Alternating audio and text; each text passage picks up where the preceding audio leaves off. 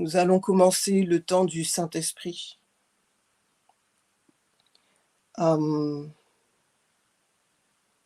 Et pour ce faire, nous allons prier Saint-Esprit. Saint-Esprit, nous avons besoin de toi. Tu es déjà présent, mais en cet instant précis, cet instant qui t'est dédié, je réclame que ta présence se fasse sentir avec puissance. Nous voulons ta présence et nous voulons ta puissance. Nous voulons la manifestation de ton autorité. Nous voulons voir ta royauté à l'œuvre. Seigneur, alors que le combat a déjà commencé, nous te remercions pour la victoire que tu vas accorder à plusieurs personnes qui vont se connecter ce matin, à plusieurs personnes qui vont écouter en replay.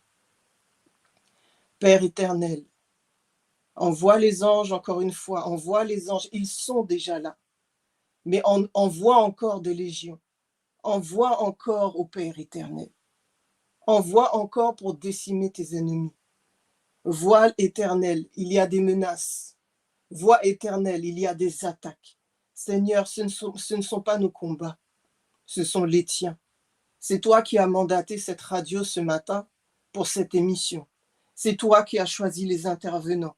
C'est toi qui as choisi les thématiques. C'est toi qui as choisi, ô Père éternel. Aussi, Seigneur Dieu, nous réclamons ce matin que ta volonté soit faite au sein de la radio comme elle est au ciel. Nous réclamons ce matin que toute arme forgée contre nous soit sans effet. Nous réclamons ce matin la victoire pour chaque enfant qui va écouter l'émission. Nous réclamons ce matin que des séductions tombent, que des sorcelleries soient dévoilées. Nous réclamons ce matin la victoire, la victoire, la victoire, la victoire, la victoire. Ferme la bouche de tous ceux qui parlent dans un sens contraire à ta volonté. Ferme les yeux de tous ceux qui essayent de surveiller. Ferme les oreilles de tous ceux qui essayent d'écouter et qui n'ont pas été appelés à toi. Seigneur Dieu, si tu permets que certains de nos ennemis soient encore connectés ce matin, je proclame que c'est pour que leurs pensées soient rendues captives de Christ. Je proclame que c'est parce que tu les veux à ton service. Je proclame que c'est pour leur vie et pas pour la mort de ceux qui écoutent. Ô Père éternel, je réclame ton feu, je réclame ta barrière de protection, je réclame ta présence, je réclame toutes les bénédictions que tu as prévues ce matin et je proclame qu'aucune ne sera perdue.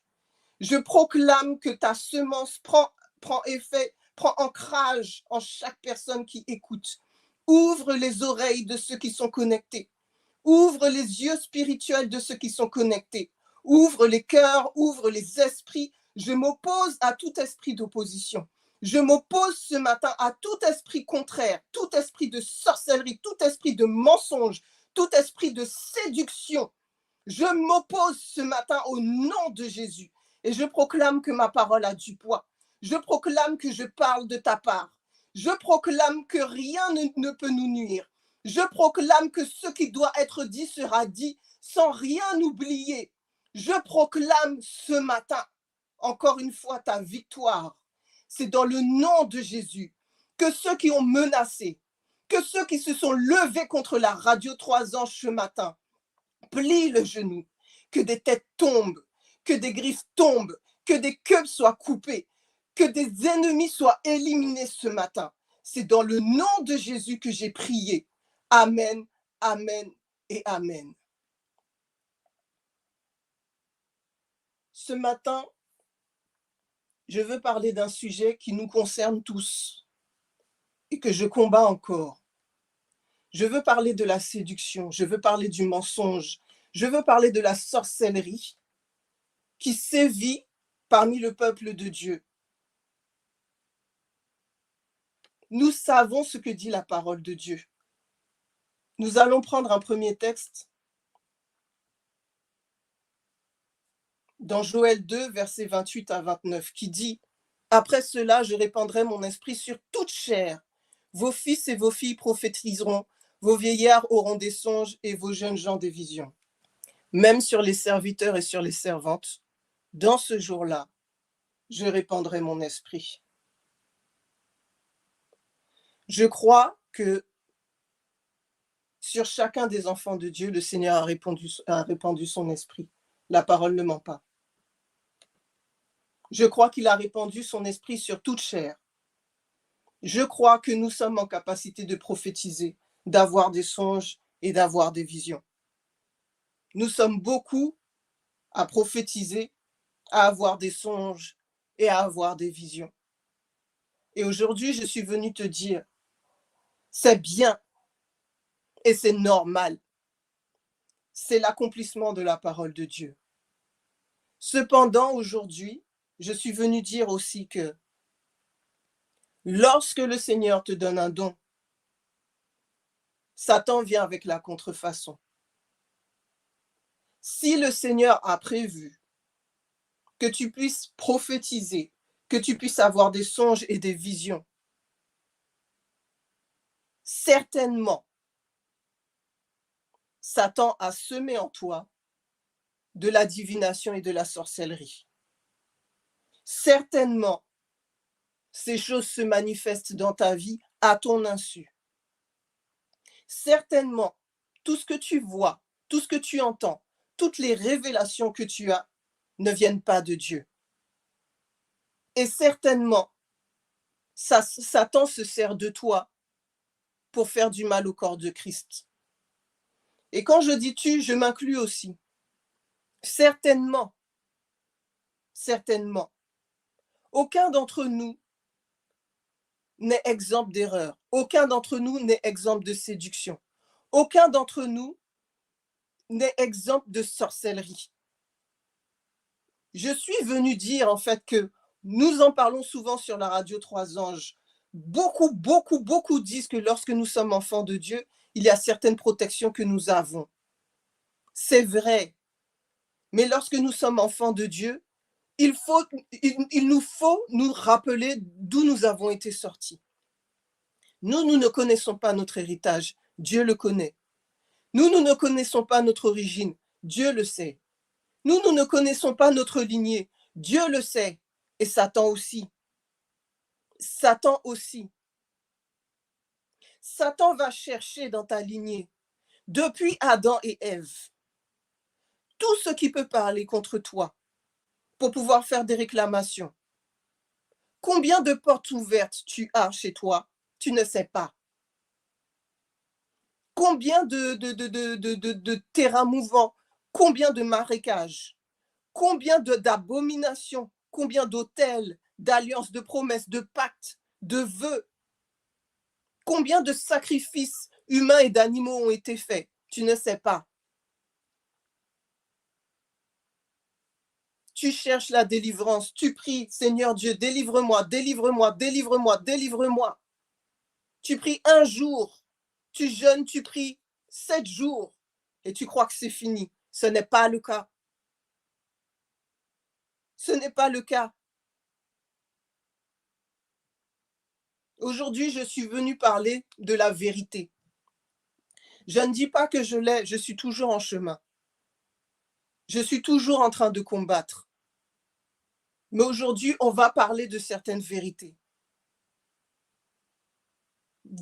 Comment Dieu parle aux prophètes? Dans la Bible, il est dit que le Seigneur parle au travers de songes. Il a expliqué que pour Moïse, il lui parlait face à face.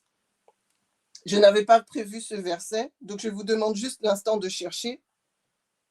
Il dit qu'à Moïse, il parle face à face,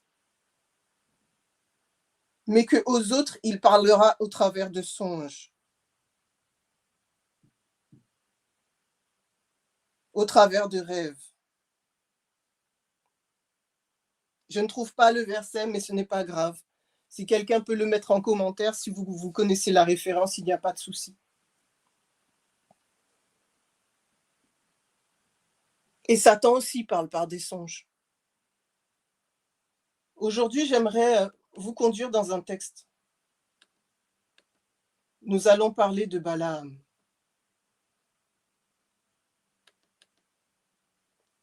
Les enfants d'Israël partirent et ils campèrent dans la plaine de Moab, au-delà du Jourdain, vis-à-vis de Jéricho. Balak, fils de Tsippor, vit tout ce qu'Israël avait fait aux Amoréens. Et Moab fut très effrayé en face d'un peuple aussi nombreux. Il fut saisi de terreur en face des enfants d'Israël. Moab dit aux anciens de Madian, « Cette multitude va dévorer tout ce qui nous entoure, comme le bœuf broute la verdure des champs. » Balak, fils de Tsippor, était alors roi de Moab. Il envoya des messagers auprès de Balaam, fils de Béor, à Pétor sur le fleuve, dans le pays des fils de son peuple, afin de l'appeler et de lui dire, « Voici un peuple est sorti d'Égypte, il couvre la surface de la terre et il habite vis-à-vis de moi. Viens, je te prie, maudis-moi ce peuple, car il est plus puissant que moi. Peut-être ainsi pourrais-je le battre et le chasserai-je du pays, car je sais que celui que tu bénis est béni et que celui que tu maudis est maudit. » Les anciens de Moab et les anciens de Madian partirent, ayant avec eux des présents pour le devin. Ils arrivèrent auprès de Balaam et lui rapportèrent les paroles de Balak. Balaam leur dit, « Passez la nuit ici et je vous donnerai réponse, d'après ce que l'Éternel me dira. » Et les chefs de Moab restèrent chez Balaam. Dieu vint à Balaam et dit, « Qui sont ces hommes que tu as chez toi ?» Balaam répondit à Dieu, « Balak, fils de Tsippor, roi de Moab, les a envoyés pour me dire, « Voici un peuple est sorti d'Égypte et il couvre la surface de la terre. Viens donc, maudis-le, peut-être ainsi pourrais-je le combattre et le chasserai-je. » Dieu dit à Balaam, « Tu n'iras point avec eux, tu ne maudiras point ce peuple car il est béni. » Balaam se leva le matin et dit au chef de Balak, « Allez dans votre pays car l'Éternel refuse de me laisser aller avec vous. » Et les princes de Moab se levèrent, retournèrent auprès de Balak et dirent, « Balaam a refusé de venir avec nous. » Balak envoya de nouveau des chefs en plus grand nombre et plus considérés que les précédents. Ils arrivèrent auprès de Balaam et lui dirent, « Ainsi parle Balak, fils de Tsippor, que l'on ne t'empêche donc pas de venir vers moi. Car je te rendrai beaucoup d'honneur et je ferai tout ce que tu me diras.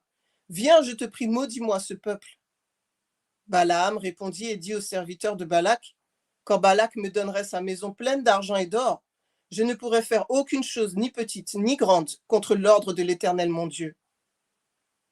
Maintenant, je vous prie, restez ici cette nuit et je saurai ce que l'Éternel me dira encore. » Dieu vint à Balaam pendant la nuit et lui dit, « Puisque ces hommes sont venus pour t'appeler, lève-toi, va avec eux, mais tu feras ce que je te dirai. » Balaam se leva le matin, sella son ânesse et partit avec les chefs de Moab.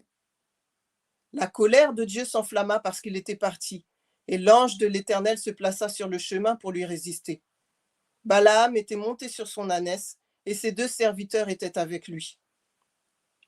L'ânesse vit l'ange de l'Éternel qui se tenait sur le chemin, son épée nue dans la main. Elle se détourna du chemin et alla dans les champs. Balaam frappa l'ânesse pour la ramener dans le chemin.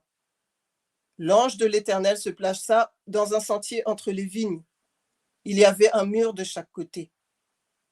L'ânesse vit l'ange de l'Éternel. Elle se serra contre le mur et pressa le pied de Balaam contre le mur. Balaam la frappa de nouveau. L'ange de l'Éternel passa plus loin et se plaça dans un lieu où il n'y avait point d'espace pour se détourner à droite ou à gauche. L'ânesse vit l'ange de l'Éternel et elle s'abattit sous Balaam. La colère de Balaam s'enflamma et il frappa l'ânesse avec un bâton. L'Éternel ouvrit la bouche de l'ânesse et elle dit à Balaam, « Que t'ai-je fait pour que tu m'aies frappé déjà 3 fois ?»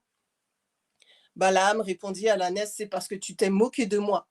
Si j'avais une épée dans la main, je te tuerais à l'instant. » L'ânesse dit à Balaam, « Ne suis-je pas ton ânesse, que tu as de tout temps monté jusqu'à ce jour? Ai-je l'habitude de te faire ainsi ?» Et il répondit, « Non. » L'Éternel ouvrit les yeux de Balaam, et Balaam vit l'ange de l'Éternel qui se tenait sur le chemin, son épée nue dans la main, et il s'inclina et se prosterna sur son visage. L'ange de l'Éternel lui dit, « Pourquoi as-tu frappé ton ânesse déjà 3 fois?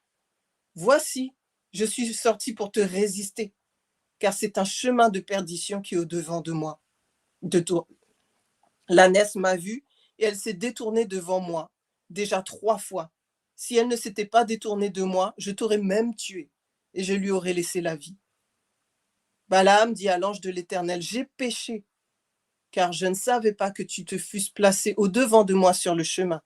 Et maintenant, si tu me désapprouves, je m'en retournerai. » L'ange de l'Éternel dit à Balaam, « Va avec ces hommes. » mais tu ne feras que répéter les paroles que je te dirai. » Et Balaam alla avec les chefs de Balak.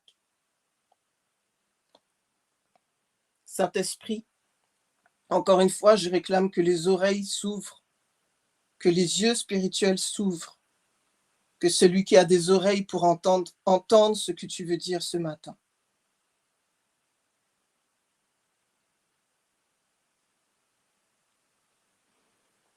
Je pense que je reviendrai à plusieurs reprises sur Balaam, sur cette radio. Aujourd'hui, je n'aurai pas le temps de tout dire. Mais comme je l'ai dit, lorsque le Seigneur place quelque chose en toi, Satan vient pour semer la même chose. C'est le principe du bon grain et de l'ivraie. Donc cela veut dire que nous avons tous en nous des semences de sorcellerie, des semences de divination, des semences de spiritisme. Pourquoi? Parce que derrière une culture, il y a un culte. Derrière un culte, il y a un Dieu. La plupart d'entre nous, nous ne sommes pas issus directement du peuple juif. Nous sommes issus de culture. Donc nous sommes issus de culte. Donc nous sommes issus d'idolâtrie, de liens avec des dieux. Beaucoup d'entre nous ont des ancêtres qui ont été prêtres, qui ont été sorciers, qui ont été devins, qui ont été herboristes, qui ont eu des pouvoirs. Dans la sorcellerie, lorsque tu as des pouvoirs, tu les lègues à tes enfants. Ton sang est contaminé et ton sang contamine tes enfants. Notre sang a été contaminé. Notre lignée a été contaminée. Notre héritage même que nous donnons à nos enfants est déjà contaminé. Cela n'a rien à voir avec le fait que tu as l'Esprit de Dieu avec toi. Cela a à voir tout simplement avec le fait que notre corps est encore charnel. Notre corps est encore lié à la poussière.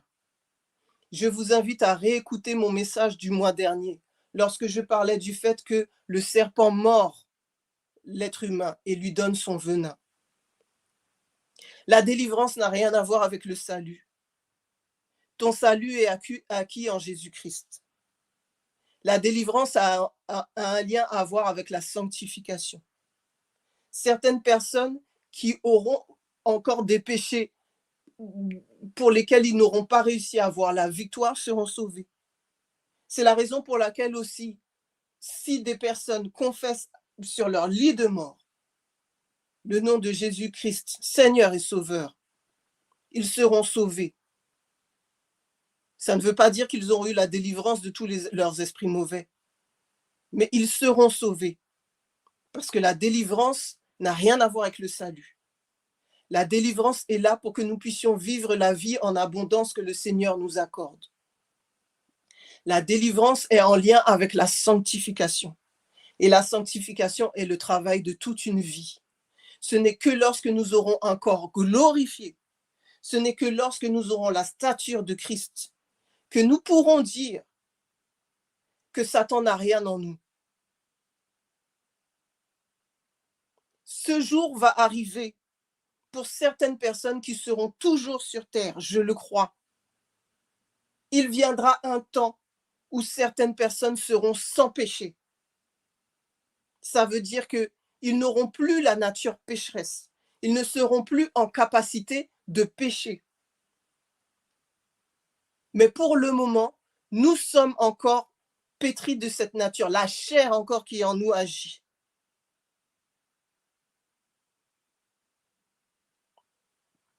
La prophétie, c'est la révélation des choses et du caractère de Dieu. La prophétie est liée à Jean 14, verset 6, où Jésus déclare qu'il est le chemin, la vérité et la vie, et que nul ne vient au Père que par lui. La prophétie est liée à la vérité, et la vérité est une personne, la personne de Jésus-Christ. Donc la prophétie est liée au témoignage véritable, fidèle et véritable, car Jésus est le témoin fidèle et véritable. Il y a la prophétie et il y a la divination. Il y a le fait de prédire l'avenir. La divination, c'est le fait de révéler des informations. Mais ces informations peuvent être vraies. Elles peuvent être vérifiables. Si, dans ton passé, comme je l'ai dit, tes ancêtres ont adoré d'autres dieux, et c'est le cas, soit ils ont eu des révélations directement de par un esprit mauvais, soit ils ont reçu des révélations de par les personnes qu'ils ont consultées. Donc encore une fois, en toi, il va y avoir des semences de divination qui vont jouer dans le fait que tu vas avoir des révélations, tu vas avoir des rêves, tu vas avoir des songes. Je parle de tout ça parce que régulièrement, on me sollicite: Evelina, est-ce que je suis dans une séduction? Et moi-même, c'est quelque chose que je combats. Cette année encore, Satan m'a envoyé des visions et des songes que j'ai combattus, mais ça a quand même créé des semences chez moi. Je vais témoigner.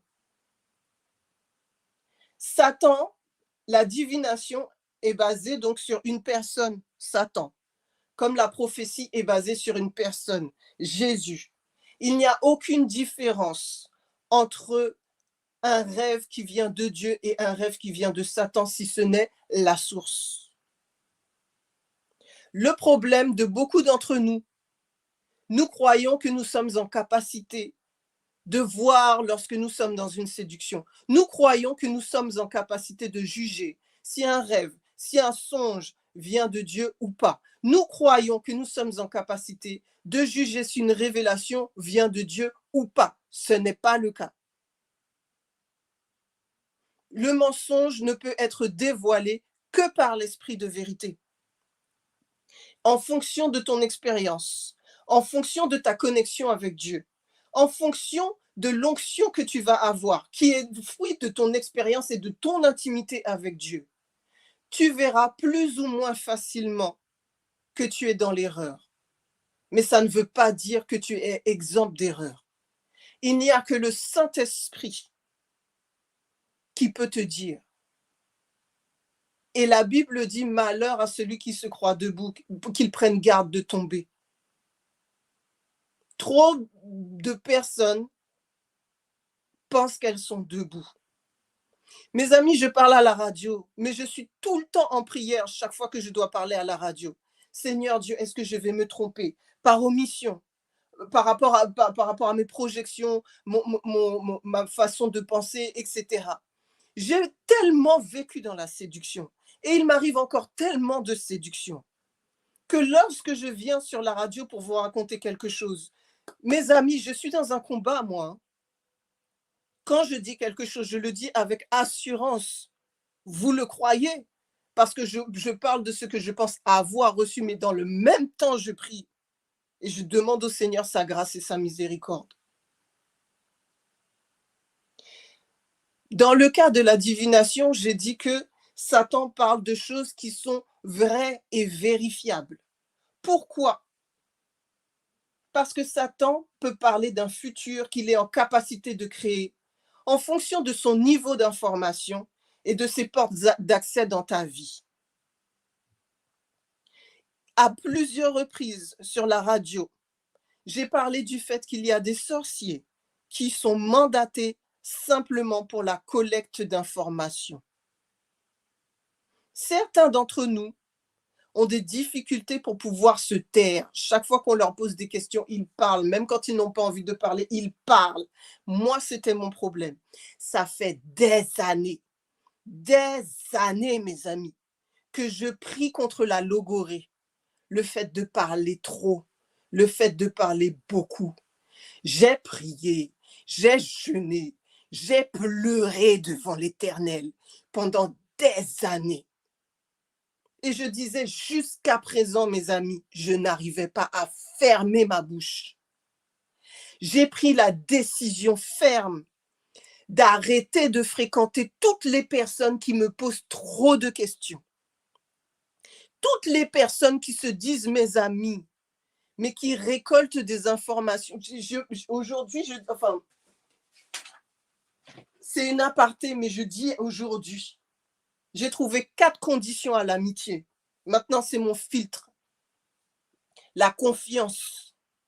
Est-ce que quand je te dis quelque chose, tu vas le révéler ou pas?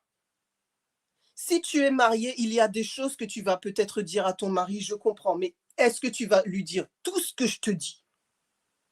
Est-ce que tu vas lui raconter mes secrets? Ces histoires de on est une seule chair là, il faut arrêter. On est une seule chair, on n'est pas un seul esprit. La confiance. Si quand je te parle, tu ne sais pas garder un secret, je n'ai pas confiance en toi. La réciprocité. Si quand je te révèle des choses sur ma vie, toi, tu ne me révèles pas ce qui se passe dans ta maison. Tu ne me révèles pas ce qui se passe chez tes enfants. Tu ne me révèles pas ce qui se passe chez ton mari. Je n'ai pas besoin de savoir toute ta vie. Mais comment dire, la réciprocité est la base de l'intimité. Tu veux que je sois intime avec toi, mais tu ne l'es pas avec moi. Tu n'es pas mon ami. L'édification. Si tu sais me parler de prière, mais que tu ne pries pas avec moi, il y a un problème. Oui, tu vas me parler de tes témoignages. Tu as fait ci, tu as fait ça. Tu vas écouter mes propres témoignages. Mais on ne prie pas. Chaque fois qu'on dit qu'on va prier, au final, blablabla, on ne prie pas.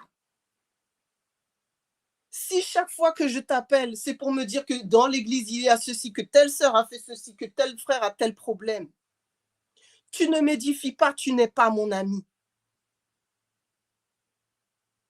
Et la quatrième, la validation de l'Éternel. Parce que pour les 3 premiers, un sorcier peut se jouer de moi. Un sorcier peut me faire avoir confiance, peut me tromper pour que je puisse avoir confiance. Un sorcier peut me raconter des choses pour que je puisse avoir une impression d'intimité. Un sorcier peut parler de la Bible. Il y a des faux prophètes, ils peuvent parler de la Bible, ils peuvent prier avec moi. Il y a des esprits mauvais qui aiment la prière. C'est là où ils se sentent le mieux. C'est là où ils vont se révéler. C'est là où ils vont agir le mieux. Donc j'ai besoin de la validation de Dieu. Mes amis, je suis en train de faire le ménage et je l'assume. Je le fais mal parfois et je demande pardon. Mais le Seigneur m'a parlé suffisamment. Si il n'y a ni confiance, ni réciprocité, ni édification, ni validation de Dieu, tu n'es pas mon ami. Je peux t'aimer de tout mon cœur. Je peux t'aimer de tout mon cœur. Si un jour tu as un problème et que tu m'appelles, par la grâce de Dieu, si le Seigneur me dit d'aller, j'irai. Je peux intercéder pour toi jour et nuit, tous les jours de l'année. Mais si ces 4 conditions ne sont pas réunies, tu n'es pas mon ami. Tu n'es pas mon ami. Nous sommes dans une séduction et l'ennemi va se servir de toi pour collecter des informations. Donc ce genre de personnes-là, aujourd'hui, je pars. Je pars. J'ai des sollicitations. Hein. Evélina, j'aimerais être ton amie. Evélina, j'aimerais qu'on passe plus de temps ensemble. Evélina, j'aimerais qu'on fasse plus de choses. Je ne peux pas. Et quelquefois même, je ne peux même pas dire à la personne que, parce que dès que j'appelle la personne, etc., je sens que je suis agitée, etc. Je suis énervée. Des fois, je n'arrive même pas à parler calmement à la personne. Ça n'a rien à voir avec la personne. Hein. Je sens les esprits qui m'attaquent derrière. Apprenons la sagesse. Tu veux du discernement. Tu veux de la sagesse. Tu veux être vrai dans le véritable. Tu ne veux plus être dans la séduction. Fais attention à qui t'entoure. Fais attention à qui t'entoure. Parce que tu as déjà les ennemis invisibles, tous les sorciers là qui viennent chercher des informations. Mais en plus, tes amitiés même jouent contre toi. Et je disais, j'ai prié, prié, prié, prié pour la logorée, prié, prié, prié pour trop parler, prié, prié, prié, prié, prié, prié, prié, prié, prié, prié, prié, prié. J'ai prié.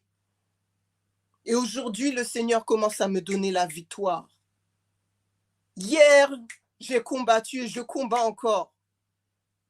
Il y a différents niveaux dans le combat spirituel. Il y a les soldats, il y a les généraux, il y a les princes.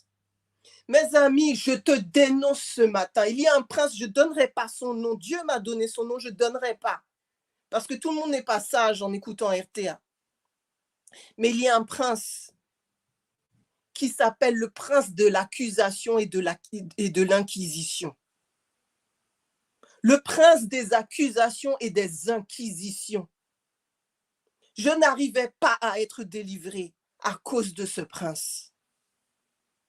À cause de ce prince, je te dénonce ce matin. Toi là qui n'arrives pas à fermer ta bouche, toi qui demandes au Seigneur plus de sagesse, parce que c'est ta bouche même qui va faire que tu vas tomber dans la séduction. Ta bouche va faire que tu vas tomber dans la tromperie. Si tu n'es pas armé pour combattre ce prince, demande au Seigneur une barrière. Demande au Seigneur une protection.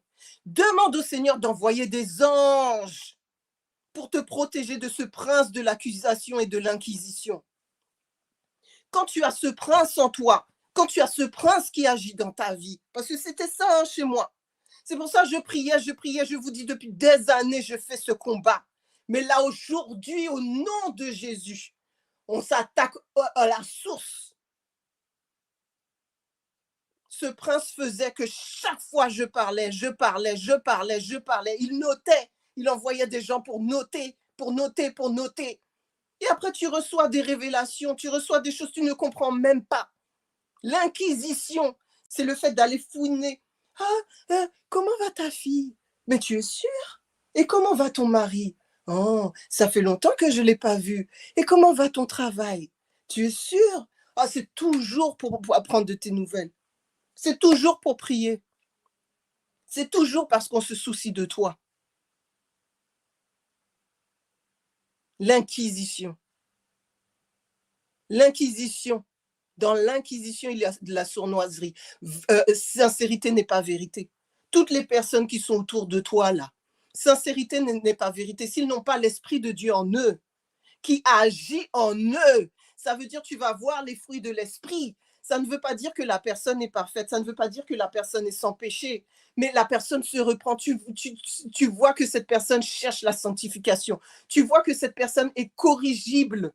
Ça veut dire que si tu vas voir la personne pour lui dire qu'il y a ci, il y a ça, la personne ne va pas te dire, mais non. C'est aux fruits, au caractère et aux fruits que l'on voit. Au caractère et aux fruits. Fuis, mon ami, fuis. Là, c'est de la... J'ai tellement de choses à dire. J'ai tellement de choses à dire. Lorsque nous vivons une expérience avec le Seigneur, donc je l'ai dit, Satan nous parle d'un futur, je reviens sur ce que je disais, Satan est en capacité de parler d'un futur qu'il est en capacité de créer en fonction de son niveau d'information sur ta vie, sur ta lignée, sur tes aïeux, sur tes pères, et de ses portes d'accès dans ta vie. Et il faut comprendre quelque chose. Quand Satan t'envoie un rêve, t'envoie un songe, t'envoie une révélation, c'est qu'il a déjà placé les éléments dans ta vie pour que ce qu'il te dit s'accomplisse. S'il te dit que tu vas avoir des connexions avec des personnes qui sont riches ou je ne sais pas quoi, ça veut dire qu'il a déjà placé dans ta vie, il a déjà vu qu'il y a un événement qui va venir dans 2 jours. Il a déjà vu que telle chose, il a déjà placé. Donc il parle et la chose se réalise. Et tu vois que la chose est vérifiable. Quelquefois même à l'instant T. Pourquoi? Parce que même si Satan est le père du mensonge, il y a des règles dans le spirituel. Il y a des choses qu'il ne peut pas faire sans autorisation. Ce n'est pas Dieu qui le veut, Mais Dieu est obligé de le permettre. Satan sait que Dieu base tout sur sa justice, sur le jugement et l'équité. Satan connaît mieux Dieu que nous-mêmes. Il connaît les règles. Il va faire les choses dans les règles. Donc, c'est la raison pour laquelle je disais, si ce n'est l'Esprit de Dieu, tu n'as aucun moyen de savoir si ce que tu vois, ce que tu entends, ce que tu reçois vient de Dieu ou vient du Saint-Esprit. Parce que Satan, s'il t'a parlé, c'est qu'il a déjà placé les éléments dans ta vie en fonction de ce qu'il sait de toi et de tes portes d'accès.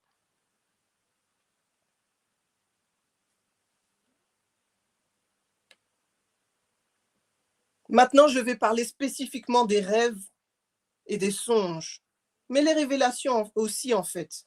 Il y a 3 sources: Dieu, l'ennemi ou notre âme. Dieu, l'ennemi ou notre âme, en sachant que notre âme est tellement pétrie des choses du malin, que quelquefois le malin n'a même pas besoin de venir pour te parler. Ton imagination, tes émotions, ton manque de tempérance, ton manque de discipline. Ecclésiaste 5, verset 2 dit: car si les songes naissent de la multitude des occupations, la voix de l'insensé se fait entendre dans la multitude des paroles.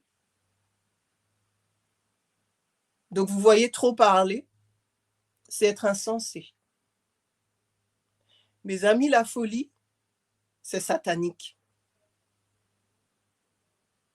Et dans le même temps, les songes naissent de la multitude des occupations, tes préoccupations, tes angoisses, ton anxiété, tes inquiétudes, ton stress. Toutes ces choses sont en capacité chez toi de générer des songes, des rêves, des révélations. Et c'est la raison pour laquelle le Seigneur nous dit tout le temps: ne crains rien. Ne crains rien, je m'occupe de toi. Donc que faire? Quand tu reçois un songe, une révélation, une vision, que faire? Premièrement, tu dois prier pour demander si le songe vient de Dieu ou pas, si la révélation vient de Dieu ou pas, si le rêve vient de Dieu ou pas. Ne va pas chercher dans la Bible, ne va pas commencer à en parler à plein de personnes ou quoi que ce soit. D'abord, prie. Ta responsabilité, c'est de prier.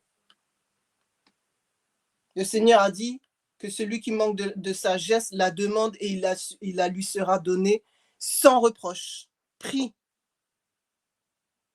Tu as reçu l'Esprit de Dieu, l'Esprit d'adoption qui fait que tu peux dire Abba Père.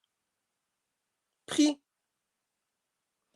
Prie plusieurs jours. Prie tant que tu n'as pas reçu la certitude. Prie. Et quand tu vas prier pour demander au Seigneur si ça vient de lui ou pas, proclame que ce rêve ne se réalise pas s'il ne vient pas de Dieu. Mon ami, quand le rêve est beau, même quand tu pries pour demander si ça vient de Dieu ou pas, on a tendance à s'attacher au rêve. Pourquoi? Parce que le rêve, le songe, la révélation nous a parlé de quelque chose qui a soulagé notre âme, nous a parlé de bien, nous a parlé de joie, nous a parlé de mariage, nous a parlé de plein de choses. Donc même si nous prions, la vérité c'est que nous nous attachons. Et moi, c'est ce qui m'est arrivé. Dieu m'a donné une révélation, je sais que c'est une révélation. J'ai vu un ange, j'ai eu un songe, j'ai vu un ange m'a parlé de la part de l'Éternel. Mais Satan avait vu ce qui allait se passer. Avant que ça n'arrive, Satan m'a envoyé un rêve. Et c'était compliqué pour moi après, parce que ce rêve était là pour polluer ce que le Seigneur allait me dire après. Ça fait que même si j'ai prié pour demander si le songe venait de Dieu ou pas, même si par la suite j'ai eu la confirmation que ça ne venait pas de Dieu, ça m'a pollué. Et là, je suis toujours en train de sortir des conséquences de ce rêve que j'ai eu en février. Les deux, j'ai eu en février, à quelques jours d'intervalle.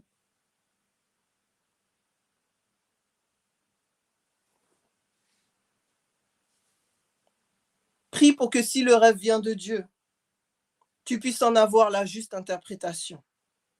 Et prie pour que si ce rêve ne vient pas de Dieu, tu puisses avoir quand même les clés pour comprendre ce que Satan essaye de faire dans ta vie.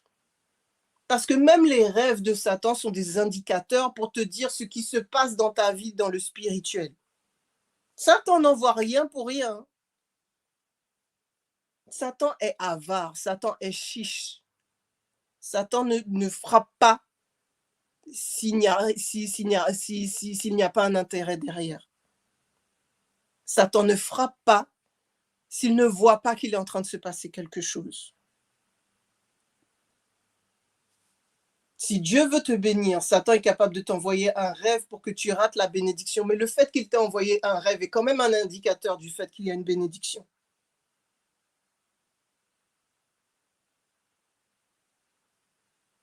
Et pour savoir si le songe vient de Dieu ou pas, et pour savoir aussi son interprétation, tu peux t'entourer de personnes qui savent interpréter les rêves. Je ne parle pas de personnes qui rêvent, je parle de personnes qui savent interpréter les rêves, les songes et les révélations, qui savent comprendre les signes.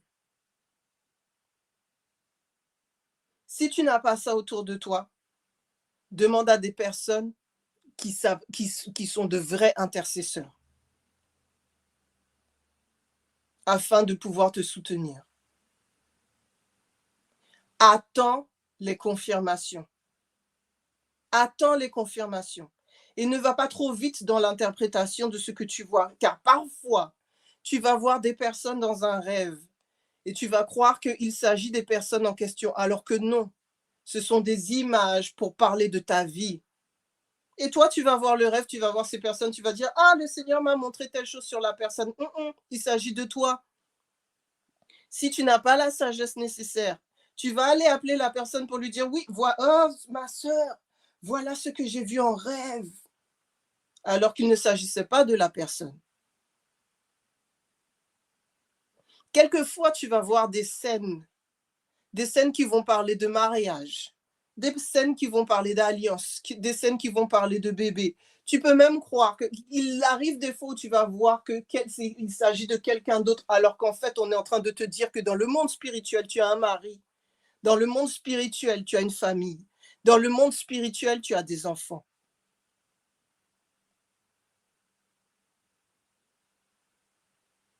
Donc, tu as besoin de sagesse.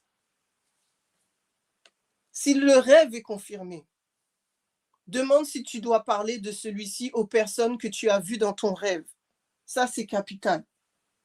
Et demande au Seigneur aussi, si tu dois leur parler, comment tu dois leur parler. Dieu a dit dans sa parole qu'il parlait aux prophètes par des songes. Il parlait aux prophètes par des songes, quelquefois par des paroles directes.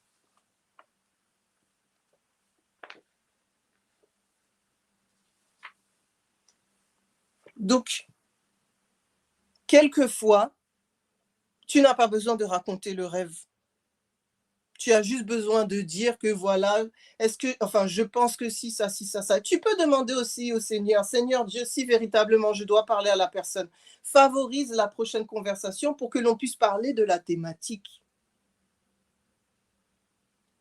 Je me souviens un jour, ça fait très longtemps. J'étais dans une chorale. J'étais responsable de la vie de prière de la chorale. Et j'agissais mal, les amis, j'agissais mal. Ma bouche était tellement mauvaise. Je disais des choses, ça sortait tout seul de ma bouche. Si je vous dis, moi-même, j'étais atterrée parce que j'entendais ma bouche dire. Je priais, rien à faire. Tous les samedis soirs, je rentrais chez moi en pleurs chaque fois qu'on avait répétition. J'ai été convoquée par les responsables. Ils m'ont dit, Évélina, ceci, cela. Je leur ai dit, tout ce que vous dites, c'est vrai. Tout ce que vous dites, c'est vrai. Mais ce n'est pas moi. Ce n'est pas moi.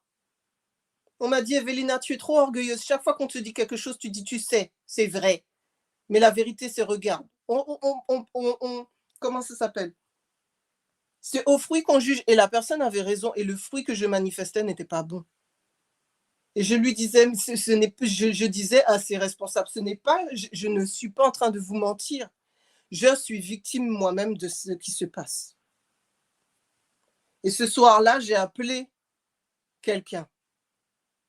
J'ai demandé à cette personne, il faut que tu pries pour moi.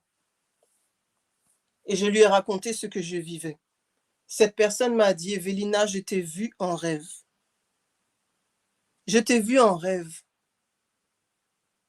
Je voyais ton visage et quelques microsecondes, c'était pas ton visage, c'était le visage d'un esprit mauvais. C'est comme si tu étais dédoublé. Et quand j'ai parlé à cette personne, je n'ai pas utilisé le mot de dédoublé. Mais quand j'ai parlé aux responsables de la chorale, je leur avais dit, c'est comme si j'étais dédoublé. J'ai eu la confirmation que ce qu'elle a vu était vrai et venait de Dieu. Elle avait vu ça en rêve. Cette personne n'est jamais venue me voir pour me dire, Evelina, je t'ai vu en rêve. Mais le Seigneur a permis que je puisse l'appeler. Cette personne a prié pour moi et ça a cessé. Il y a quelques années, j'ai eu un rêve. Dans ce rêve-là, j'ai vu 2 personnes. Une première à qui je demandais comment tu vas. Elle me disait en ce moment je suis fatiguée, ça ne va pas, blablabla, blablabla. Et une deuxième personne. Et le Seigneur était en train de me montrer ce qui se passe dans la vie de la deuxième personne parce que cette personne-là avait une autorité spirituelle sur moi. Et le Seigneur voulait me mettre en garde contre certaines choses que la personne voulait que je fasse. Quand j'ai vu ça, mes amis, j'ai prié, j'ai dit Seigneur Dieu, c'est pas possible. 2 jours après ce rêve, je suis amenée à appeler la première personne que j'ai vue en rêve. Je lui demande comment ça va. Quasiment mot pour mot, elle me dit ce que j'ai entendu dans le rêve. J'ai eu ma confirmation. Est-ce que je l'ai appelée pour lui dire oui, dans le rêve, tu m'as dit que tu es fatiguée, est-ce que ça va, est-ce que je peux t'aider ou quoi que ce soit? Nous devons apprendre la sagesse.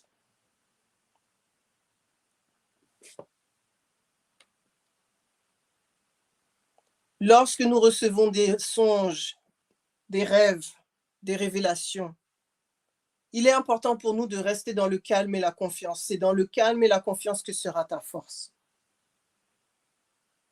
Si tu commences à t'agiter, te poser des questions, à devenir trop enthousiaste, extasié ou quoi que ce soit, tu n'auras pas la clarté nécessaire pour pouvoir entendre la voix de Dieu clairement.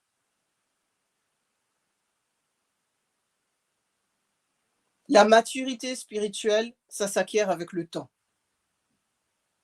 La sagesse, ça s'acquiert aussi avec le temps. La sagesse est fruit de l'expérience des autres ou de toi, de l'étude de la parole de Dieu et de la révélation. La Bible ne suffit pas à confirmer qu'un rêve vient de Dieu ou pas.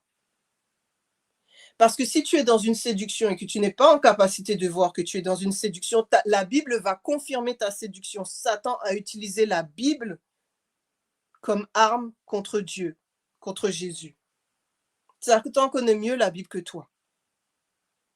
C'est pour ça que tu as besoin d'un grand nombre de conseillers, le Saint-Esprit et éventuellement d'autres personnes. La Bible ne suffit pas. C'est un des filtres, mais ce n'est pas suffisant. Il nous est dit que nous devons apprendre à sonder les esprits.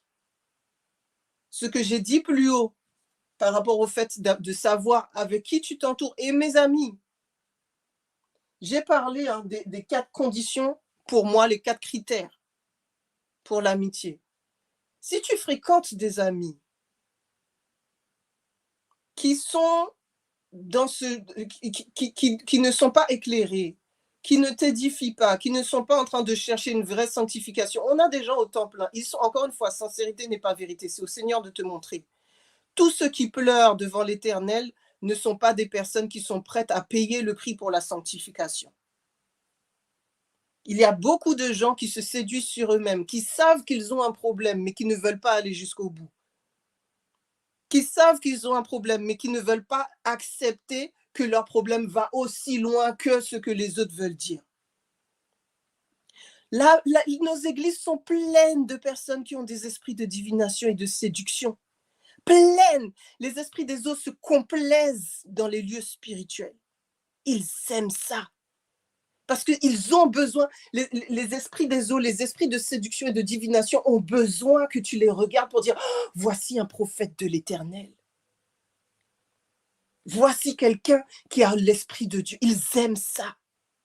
Vous savez, il y a autre chose aussi. Quand tu es dans un combat spirituel et que tu as des délivrances, si tout de suite après tu reçois une révélation, fais attention. Si pendant même que tu as des délivrances, tu reçois des révélations, fais attention. Il y a une grande chance, pour ne pas donner de pourcentage, que ce soit un esprit de mensonge. Parce que justement, comme certains esprits mauvais sont en train de quitter ta vie, ceux qui sont plus forts, qui sont derrière, les chefs qui sont derrière, savent qu'ils sont en danger. Pour contrecarrer ce que le Seigneur est en train de faire, ils vont t'envoyer une révélation, une vision, un songe pour que tu te dises « Oh là là, le Saint-Esprit est en train de faire quelque chose, ça va contrecarrer. Ça va couper l'œuvre de Dieu. » Moi, avant, quand justement, pendant les temps de délivrance ou juste après les temps de délivrance, je recevais des paroles de connaissance, paroles de sagesse, et je croyais que le Seigneur m'avait parlé puisque, justement, je suis en train d'être délivré ou je viens d'être délivré. Aujourd'hui, je sais très bien, ils essayent encore, hein. Aujourd'hui, je ne fais même pas attention, je sais que c'est le mensonge. Je sais que c'est du mensonge. Tu dois être au clair aussi sur les messages qui ont été validés, que tu as reçus précédemment. Dieu ne peut pas se dédire. J'ai parlé de, comment ça s'appelle, de Balaam tout à l'heure. Michael, je risque d'être en retard, mais il faut que j'aille jusqu'au bout. Tu me laisses aller jusqu'au bout?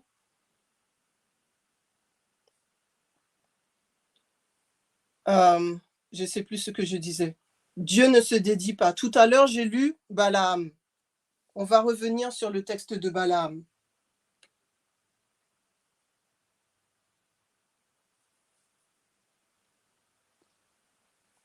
C'est dans Nombre 22.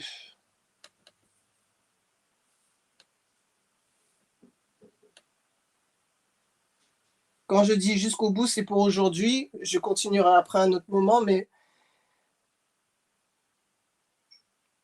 verset 20. Dieu vint à Balaam pendant la nuit et lui dit, puisque ces hommes sont venus pour t'appeler, lève-toi, va avec eux, mais tu feras ce que je te dirai. Ça, c'est la deuxième fois où Dieu lui parle. Comment se fait-il que la première fois, Dieu lui dit, tu ne vas nulle part. J'ai déjà béni ce peuple, je n'autorise pas qu'on le maudisse. Au verset 20, Dieu vient voir Balaam pendant la nuit et lui dit, ils sont venus, va, lève-toi. Ce n'est pas normal, ce n'est pas Dieu. La Bible ne fait que relater. La Bible est descriptive et prescriptive. Tous les versets qui sont dans la Bible ne sont pas des prescriptions.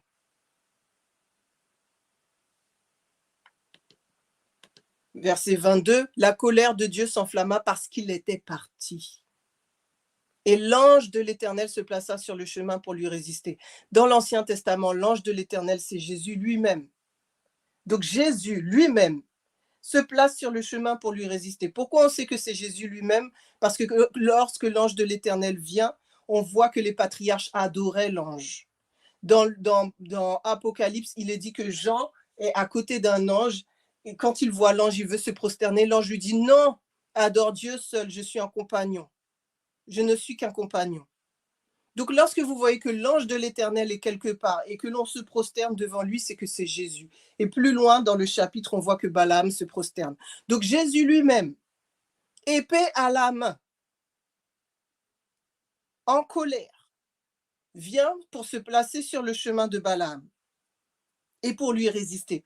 Mes amis, le mot résister dans ce verset 22 est en lien avec Satan. Satan l'ennemi. Donc l'ange de l'Éternel se plaça sur le chemin pour être son Satan. Est-ce qu'on se rend compte? La séduction t'emmène à un stade où Dieu lui-même se place sur ton chemin pour devenir ton Satan, ton adversaire. Et c'est la raison pour laquelle je veux prendre le temps ce matin. Beaucoup d'entre nous ont pour adversaire Satan. Pas Satan, mais Jésus, dans certains aspects de leur vie.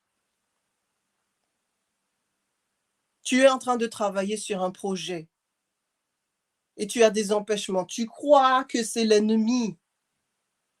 Mais en fait, c'est parce que tu es dans une séduction, c'est Dieu lui-même qui s'oppose à toi. Tu es dans un travail. Tu es dans une situation qui est inextricable. Tu cherches, tu pries, tu jeûnes, tu ceci, tu cela, tu appelles des personnes pour prier pour toi, pour intercéder pour toi. Mon frère, ma sœur, ce matin, demande au Seigneur, Seigneur, suis-je dans une séduction? Le cœur de Balaam n'était pas droit. Il voulait tellement qu'il n'était pas en capacité de voir que ce n'était pas Dieu qui lui parlait. Y a-t-il une chose que tu veux tellement que tu n'es plus en capacité de voir le vrai du faux? Y a-t-il un projet, quelque chose dans ton cœur que tu chéris tellement depuis des mois, des années, que tu es dans l'idolâtrie sans le savoir? Et c'est pire encore quand ton intention est bonne. Une bonne intention n'est pas le gage que tu es dans le vrai et le véritable, dans la vérité et dans le véritable. Une bonne intention n'est pas suffisante.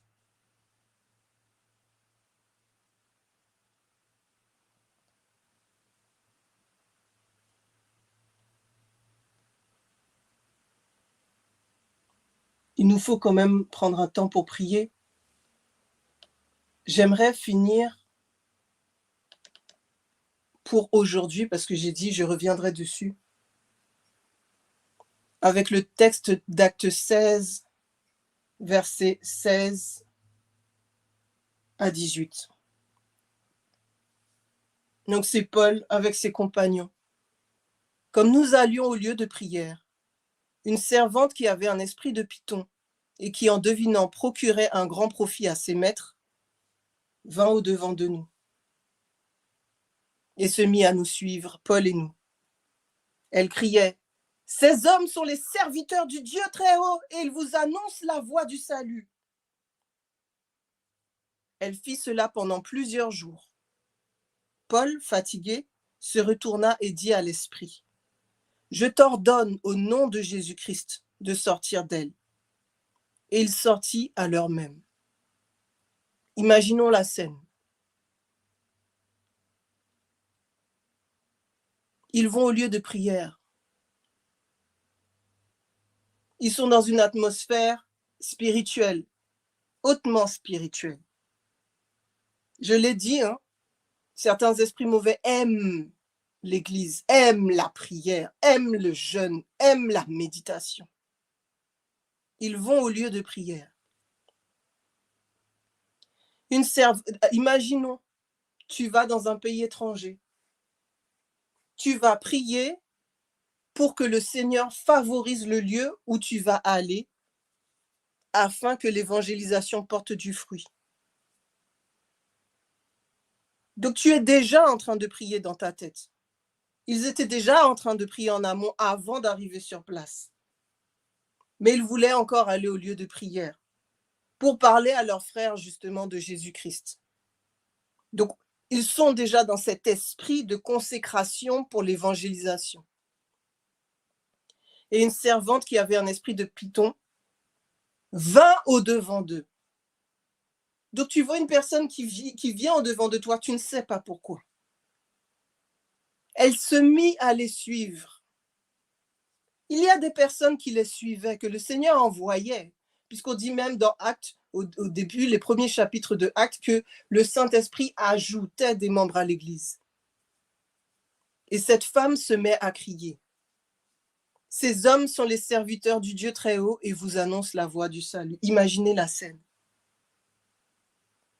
Paul et ses compagnons, en prière de consécration pour leur œuvre d'évangélisation, demandant au Saint-Esprit de favoriser leurs paroles, de favoriser leurs actions, de créer des opportunités pour que le plus grand nombre puisse se convertir. Et une femme arrive qui crie, ces hommes sont les serviteurs du Dieu très haut, et il vous annonce la voie du salut.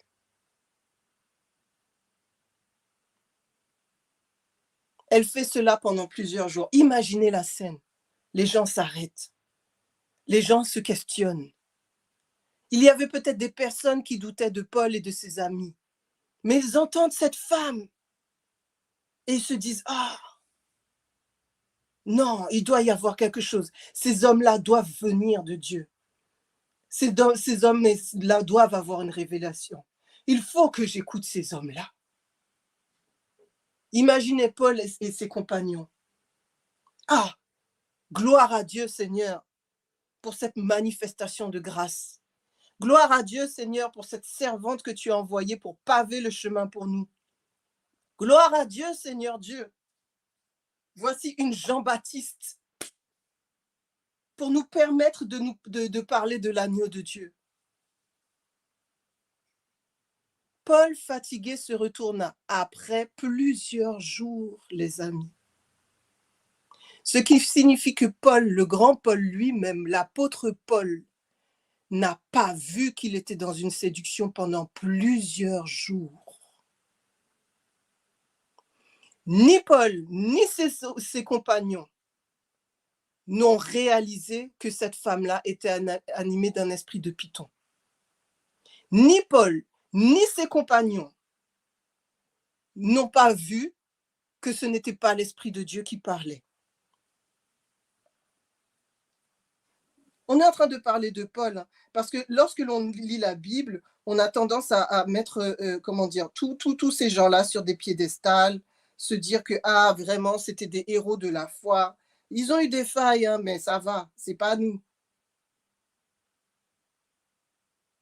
Ce n'est pas le cas. Est-ce que vous vous rendez compte que Paul et ses compagnons, pendant plusieurs jours, n'ont pas vu que cette femme-là était animée d'un esprit de python?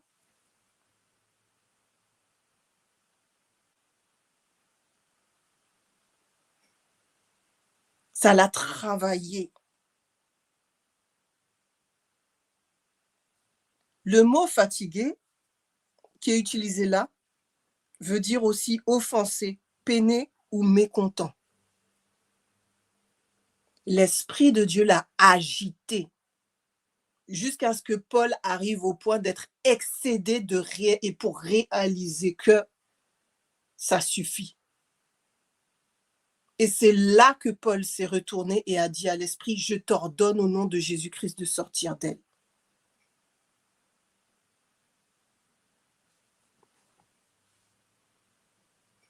Mes amis, si Dieu ne vient pas à notre aide, nous sommes finis.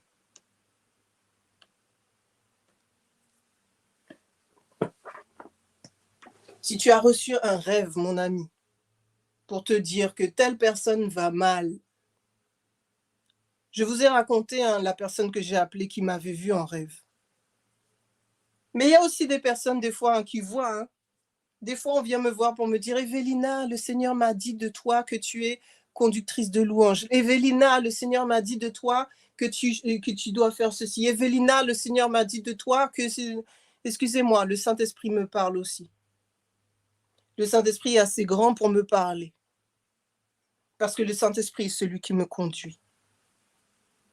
Malheureusement, bien souvent, Les personnes qui font ça ne savent même pas que ce n'est pas l'Esprit de Dieu qui les parle.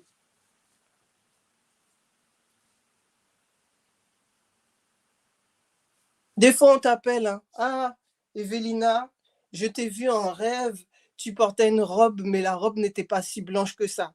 Ou «Je t'ai vue en rêve, ta robe avait des bretelles, nanani nanana». Ou «Je t'ai vue en rêve, nana». Eh, le Seigneur est en capacité de me parler. Le Seigneur ne t'a pas mandaté pour me dire ce genre de choses. Attends la confirmation. Bon, il y a des fois, comme je vous dis, où le Seigneur parle, hein, mais je vous ai expliqué le contexte et je vous ai expliqué comment juger. Si tu es prompt à parler pour dire que tu as une révélation de, déjà pose-toi des questions. C'est peut-être qu'il y a un esprit de python aussi qui a... Les esprits de divination ont besoin de la reconnaissance des autres. Donc, ils vont te faire parler. Ils vont te faire parler pour que les autres sachent que tu as reçu un rêve. Pour que les autres sachent que tu as reçu une révélation.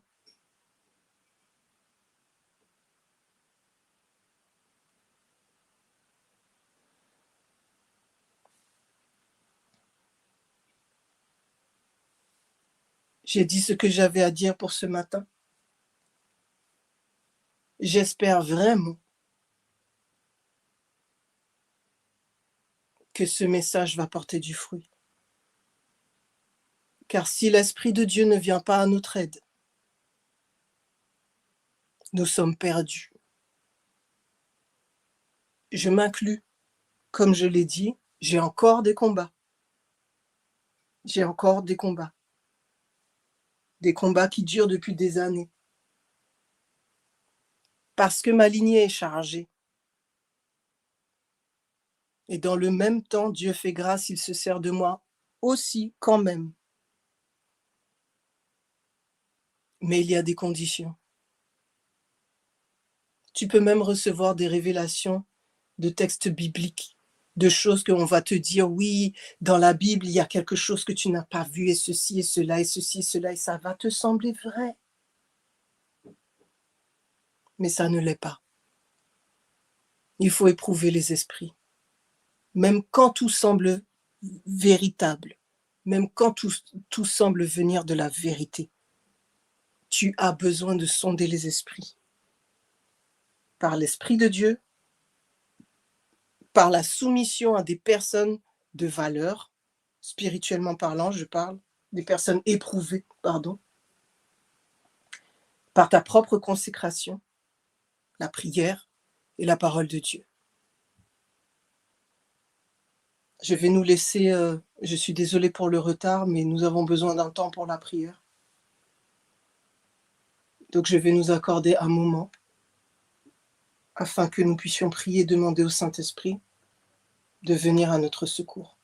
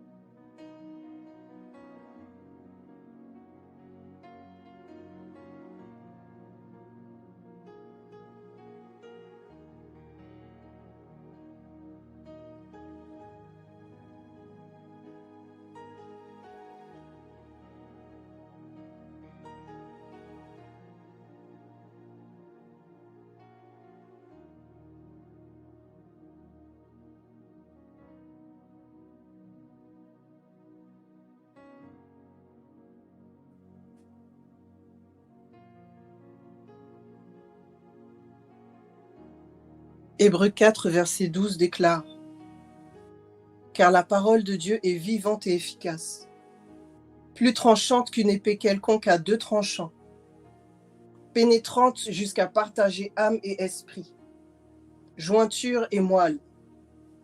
Elle juge les sentiments et les pensées du cœur. Ô Père éternel, Jésus, Saint-Esprit, ce que je devais dire ce matin a été dit. Je me présente devant toi, au regard de ta parole. La parole de Dieu est vivante et efficace, plus tranchante qu'une épée quelconque à deux tranchants. La parole de Dieu, c'est toi, Jésus. Toi, Jésus. Comme tu t'es présenté devant Balaam, épée à la main. Je te demande de te présenter ce matin devant toute personne qui a écouté ce message et qui est désireux d'être libre. Présente-toi ce matin devant chacun d'entre nous. Lève ton épée et coupe ce matin. Tranche, partage âme et esprit, jointure et moelle. Juge les sentiments et les pensées de nos cœurs. Saint-Esprit, dans le même temps fais ton œuvre. Dans le même temps fais ton œuvre. Fais tomber les écailles de nos yeux. Je réclame le feu pour brûler les actes, les liens, les choses en lien avec nos ancêtres, avec nos pères, avec nos mères, qui ont laissé des résidus chez nous, qui ont laissé des traces dans notre ADN, des traces dans notre sang, des traces dans notre vie, de divination, de sorcellerie, de spiritisme, de révélation, de pseudo-révélation, des capacités à avoir des songes et des visions, des capacités à être connectés au spirituel, mais qui ne viennent pas de toi. Alors que l'épée coupe, que le feu brûle. Brûle et coupe ce matin. Beaucoup d'entre nous, moi y compris, des esprits des eaux se meuvent encore en nous. Des esprits de serpents, des esprits de python, des esprits de mensonges, des esprits d'accusation et d'inquisition. Assèche toute eau amère en nous. Et détruis, Seigneur Dieu, ces manifestations. Détruis, Seigneur Dieu, au nom de Jésus, que soient détruits ces esprits de python, détruis ces esprits des eaux, détruis ces sirènes, détruis ces tritons, détruis les esprits de mensonges, de révélation, détruis les esprits de songes, de vision, détruis les esprits de connexion au monde spirituel, détruis ceux qui ont un troisième œil, détruis les accès au Père éternel, détruis aujourd'hui au nom de Jésus. Et que l'eau vivifiante qui sort du sanctuaire, l'eau de ta parole vienne nettoyer. Nettoyer notre mémoire de ces choses, de ces rêves, de ces visions, de ces révélations que nous avons gardées en nous, croyant toujours, à l'instant où je parle, que ces choses viennent de toi, que ces aspirations viennent de toi, que ces visions, que ces missions viennent de toi. Viens nettoyer. Nettoyer ce qui a pris racine en nous. Nous avons fait des choses en fonction de ce que nous avons reçu précédemment. Viens nettoyer toutes ces choses, que nous puissions en perdre trace au niveau de notre mémoire, la mémoire de notre corps, la mémoire de notre âme, la mémoire de notre esprit, toute forme de mémoire en nous. passe dans nos fondements et dans nos fondations pour renverser toutes ces dominations, renverser ces cultes, ces adorations, renverser ces lignées.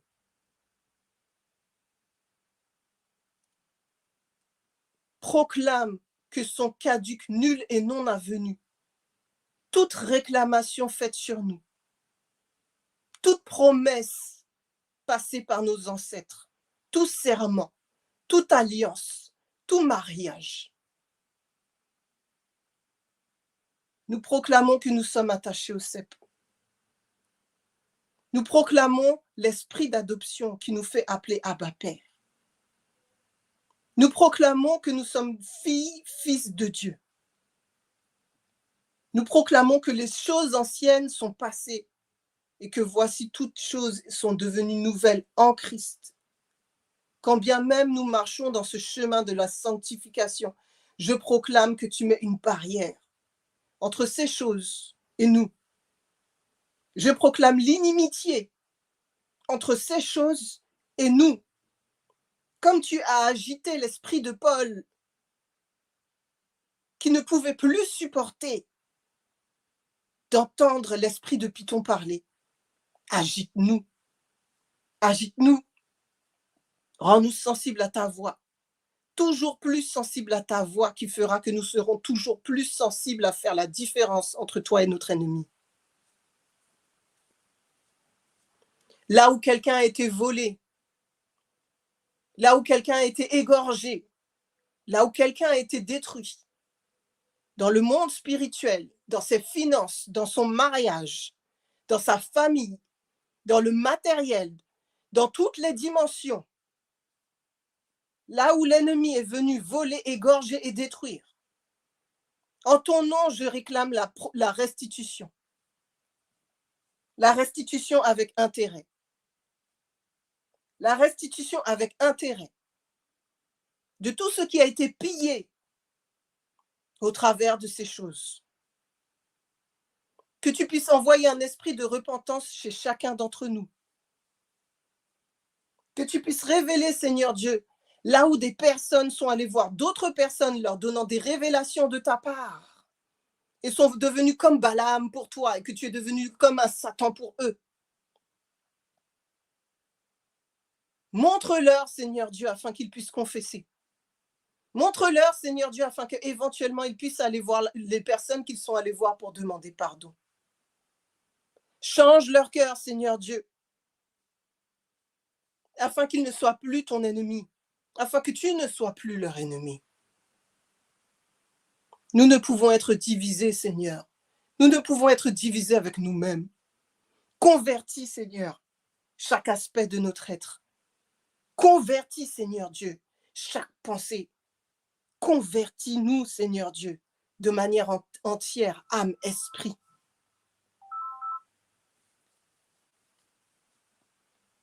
Seigneur, il n'y a que toi qui peux. Il n'y a que toi qui peux. Et je sais que tu veux ce matin. Gloire soit rendue à ton saint nom pour ce message. Gloire soit rendue à ton saint nom pour la révélation. Gloire soit rendue à ton saint nom pour la délivrance. C'est dans le nom de Jésus que j'ai prié. Amen.